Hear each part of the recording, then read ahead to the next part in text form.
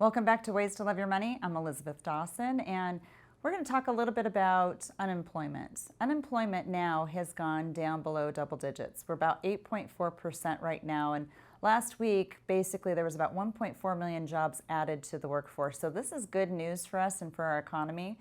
We're going to have an amazing guest on our show today that's going to actually shed more light on this because she is looking for equality in job opportunities and careers. And I think she's going to give us a big insight. But as we continue to move forward, the whole idea is we've all got to get back to work. So 8.4% is still a lot when you have so many people in the United States, but it's getting better. We're out of the double digit zone. So without teasing you too much, April House is going to be our guest today. And she has a wealth of knowledge, experience, some of her greatest achievements. I can't wait for her to share that with you. I'm not going to give too much away, but she's going to be an amazing guest that you're not going to want to miss. So stay tuned. We'll be right back.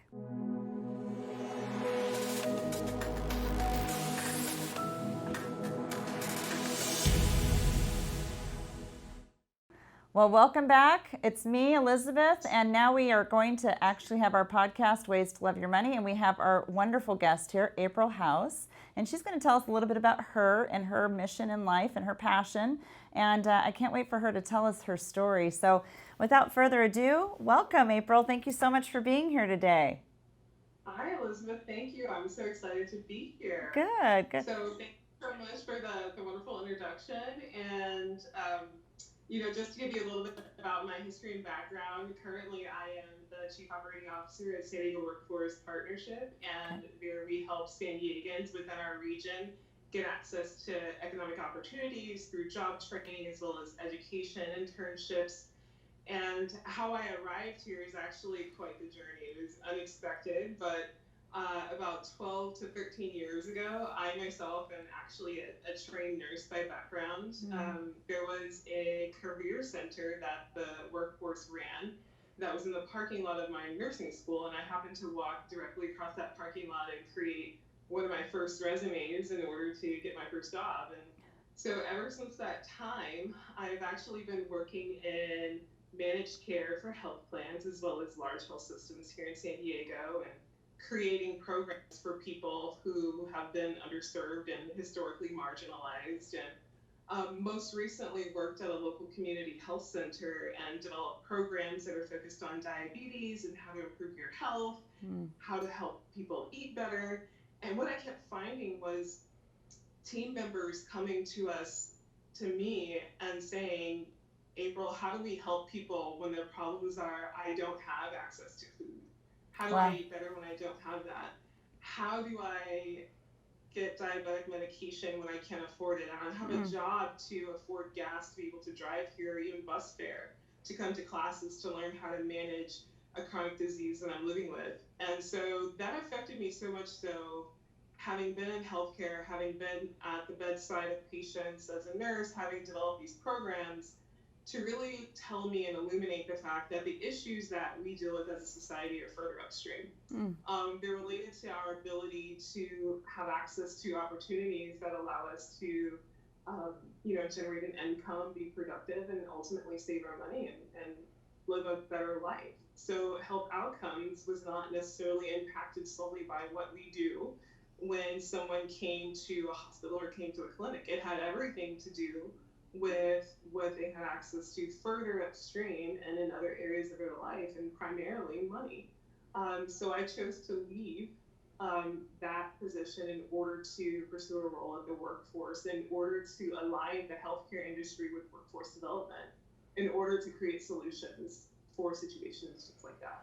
Wow, you were inspired by an opportunity that maybe doesn't come around every day, but it's really inspired you, because going from being a nurse, which I was going to ask you, what was one of your greatest accomplishments? And I think that's what you answered in our pre-interview questions, and that was one of your biggest accomplishments, but then taking it and parlaying it into something that's humanitarian, truly humanitarian, and wanting to make a difference and change people's lives in a completely unique and different way.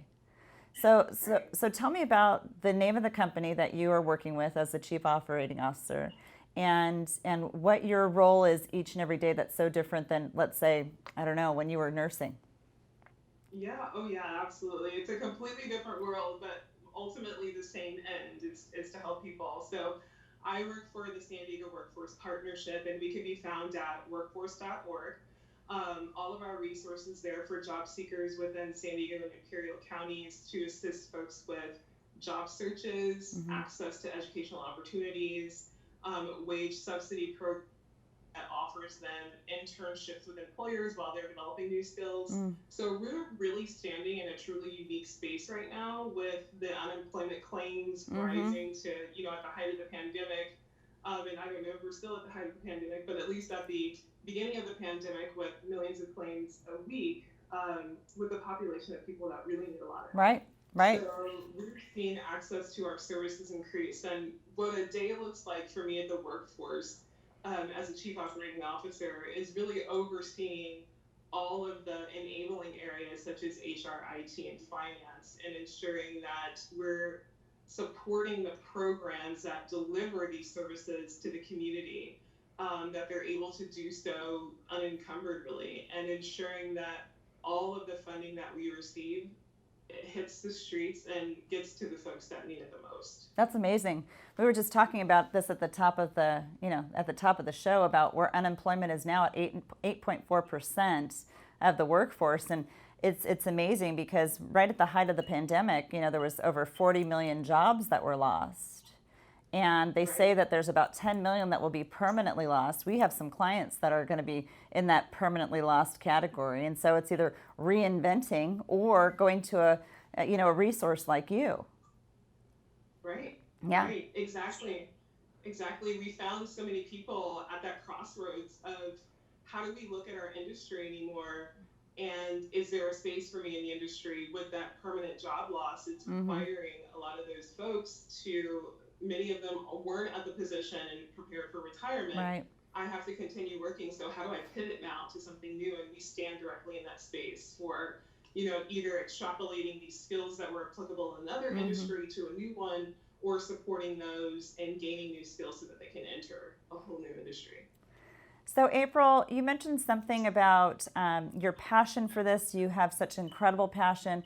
Was this stemmed from maybe a family member, how you grew up, a cousin, a sister, brother, something like that?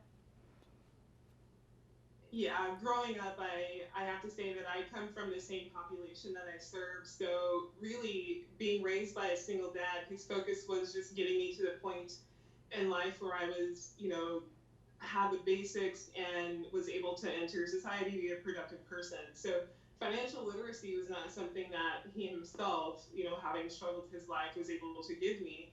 I had to seek it out for myself. Mm. And only until I did was after a couple of hard lessons learned very early in life through how I managed credit, or even my mentality towards saving and retirement, believing that was taken from today, Mm. and tomorrow is not promised. But there's so much more, to be thought of when you consider money and its use as a tool. So really, my experience now is completely driven by, the way that I was raised and how I grew up, and wanting to be a person that can speak to those that, again, I come from the population Mm. that I serve. Um, and so that they can see that you can, Mm-hmm. there's value in financial literacy. It's relevant. It doesn't matter how much money you have. There are tools that you can learn and resources that can help, with where you are now and wherever you want to be. Well, with that, how is your relationship with money now? Do you have a better relationship with money now that you've had that life experience? Definitely so. Definitely so. I don't know if everybody's like me, but when you're starting out fresh from high school and you enter the big world in college, my first day in college, I remember the booths that were set up, and you could walk from booth to booth and sign up for a credit card, and that's Yeah. exactly what I did. Oh So, boy. having no financial literacy at all, I didn't understand, Mm-hmm. interest rates. I didn't understand if I don't pay those balances off each month, that Mm-hmm. those are going to come back to bite you, and then much less if you don't do that, then that affects, of course, in your future. So right about the time, I would say 18, 7 years, things like that, Sure. live on your credit report, you're at the point of making, other bigger life decisions, like needing loans perhaps to buy a car if you're Mm. considering to buy a house. So over the time of having to repair what occurred in my early 20s, I think that's what they say, right? You spend your 30s fixing what you did in like your 20s and then 40s finally living. So my mentality has absolutely changed. I've definitely learned the difference between a need and a want. Mm. I've learned the value of saving and planning for the future. And I don't think, especially for my generation, that we can be as confident as prior generations were of their future from a fiscal standpoint. And so it's imperative for us to develop some sort of game plan in order to be prepared for that future, whatever it may look like. I never thought that I'd be so excited to read about and learn about long-term care insurance, but that's something that, we have to consider. Or that, do I have good life insurance? And how does that protect not just me now, but I have a family? How does that protect those that I leave behind? And so those things were not on my mind at that time, and I don't think that's unique to me. But most people don't look that far in the future when they're starting out. But definitely, that's how my mentality has changed in my relationship to money. So did you have a mentor that helped you through this to kind of see the writing on the wall that you weren't seeing before? Over time, because of who I worked with and where I worked, I had a lot of opportunity to meet many, many interesting people. And so what I've liked to do in my life is observe, what are they doing that I'm not doing? How are you able to do that and I can't do that? How do I figure that out?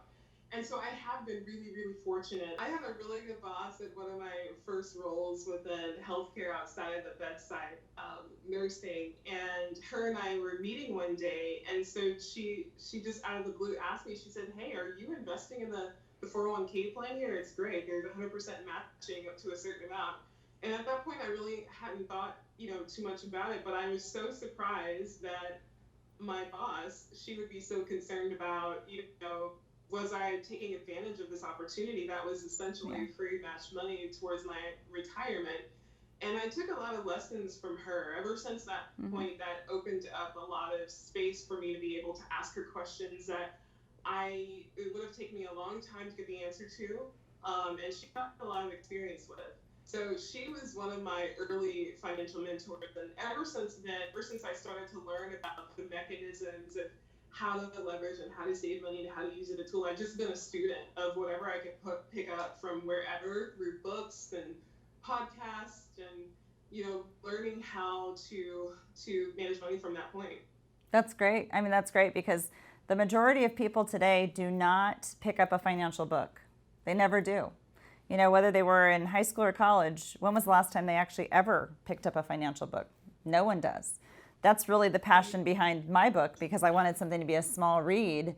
Wealth by Design is a small read. It's about 45 minutes long, or you can, and if you're busy, which I have a lot of people tell me they're busy, just get it on Audible and you can listen to me speak it to you. So those are passionate points. Now, what are you doing with your company that is helping educate your population? What are you doing for them? Well, currently what we offer are opportunities to really, once they gain access to the economic opportunities that we have, we do want to offer financial literacy classes. So that's something that's within our pipeline. And what we realize that it's not just about being able to get a job, but it's being able to manage the money that you have and to understand the financial industry. One also very unique opportunity that we are exploring is working with businesses as well. So we work with businesses within San Diego County, helping them with B2B loans is what we want to get into, as well as how do they start to grow these small businesses and make them fiscally sustainable. So as we've seen during the pandemic in particular, is why we're starting to also look at these opportunities for how we stand in the space of financial literacy, is how do we grow these small businesses that before were challenged, but now even more so? How do we create those opportunities, but then also, as you mentioned, give them education that's helpful for them to sustain. So for businesses as well as for individuals, it's critical. Well, I would love to be a part of that business to business work that you're doing. I'd love to be able to donate some of our books just to give financial education. Some people are even doing coursework on it at this point because it's really like a workbook, but it gives a simple walkthrough for people to actually understand, this, like you just said, I want to learn about long-term care. Well, you want to learn about income, you want to learn about saving, you want to learn about retirement. Because I think for most people today, they think, yep, work hard. Maybe you have a pension. Most people don't anymore. Wait for Social Security, but we keep being told that Social Security might not be there for us. And there's concern. So everyone needs that financial literacy. Right. And you mentioned Right. something that you have a family. Do you have children, young children? I do, yes. I have a teenager. Oh, okay. So Girlfriend. are you starting to try to educate your teenager about, how money works and how to have a better relationship with it? Absolutely. So we started with her when she was maybe 9 or 10. We got her first debit card and her allowance in order to manage so that she could understand interest. Okay. And everyday management of expenses. So, of course, with her, it started out very, very small. Now she's 15. Uh-huh. And so, with little side jobs on the side, now it's about that money that you have right now. You can put it into a retirement account and teaching her about the benefits of time and interest. That will grow for you. And so those are some of the lessons that we're teaching her, is to really understand, like I said, most important for me was learning a want and a need. And then also the benefits of saving now and compounding interest over time. And she's taking that on board really well. So I'm so happy to be able to bring those lessons to her. That's incredible. I mean, it starts at home. That's a big thing, is it starts at home. And April, I have to just say thank you so much for being on the show today. It's been incredible to have you here. And financial literacy starts at home. It starts in every opportunity that we have for our future.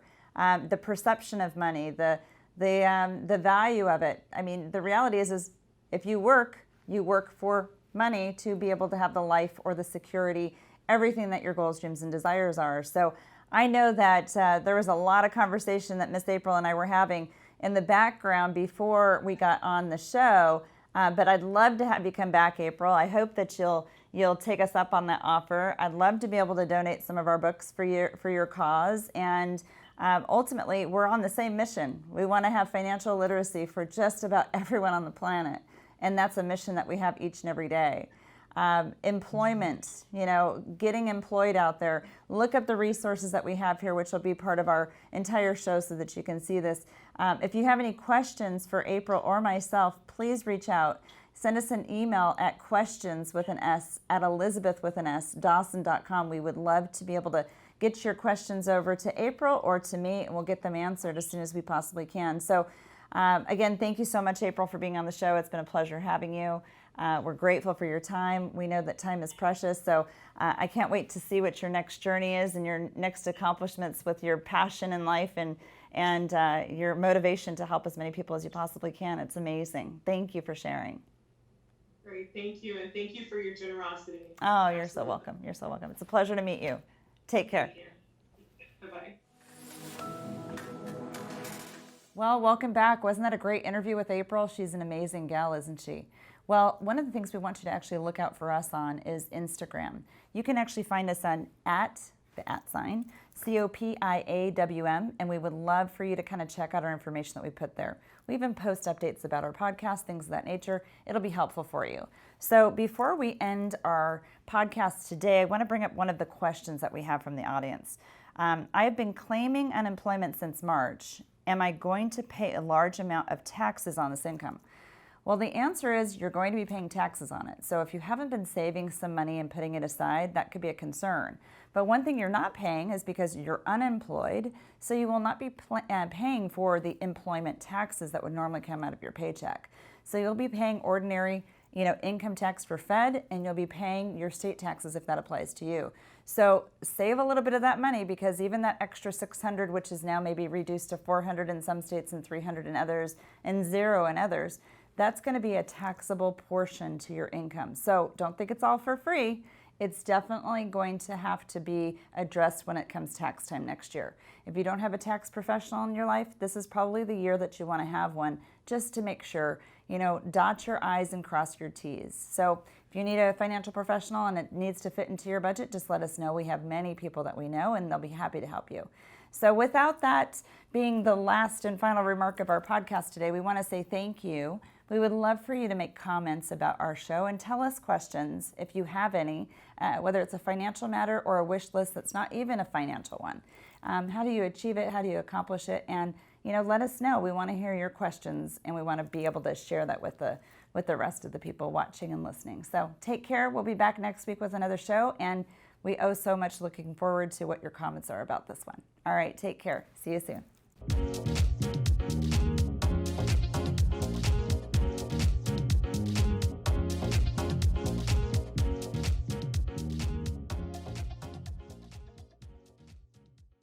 The information provided in this show is for informational and educational purposes only. This show is not investment advice, nor is it intended to address the financial needs of any particular viewer. The opinions expressed on this show are not intended to be an endorsement of any particular investment strategy or service of any other kind. You must make an independent decision regarding investments or strategies mentioned throughout the show. Before acting on information in this show, you should consider whether it is suitable for your particular situation and strongly consider seeking advice from a financial advisor.